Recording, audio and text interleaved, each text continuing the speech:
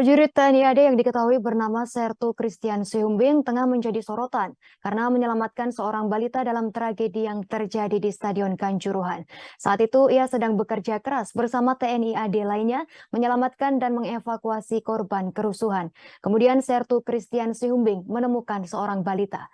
Sertu Christian Sihombing merupakan personel Kodim 0818 Malang.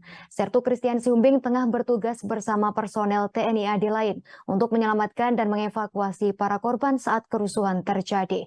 Kemudian ia menemukan seorang balita dan langsung membawanya ke rumah sakit Kanjuruhan. Pihaknya berharap gerak cepat yang dilakukan oleh prajurit TNI AD bisa menyelamatkan balita tersebut dan mencegah bertambahnya korban jiwa. Diketahui tragedi di Stadion Kanjuruhan menyebabkan 131 orang meninggal dunia. Insiden ini terjadi pada Sabtu 1 Oktober 2022 setelah pertandingan antara Arema versus Persebaya Surabaya setelah digelar. Supporter dikabarkan sempat ricuh hingga membuat polisi mengambil tindakan yang dinilai berlebihan. Tim keamanan melepaskan tembakan gas air mata ke tribun hingga membuat massa berebut keluar dari stadion. Hal tersebut menyebabkan terjadinya penumpukan hingga mengakibatkan banyak orang meninggal dunia karena sesak napas dan terinjak-injak.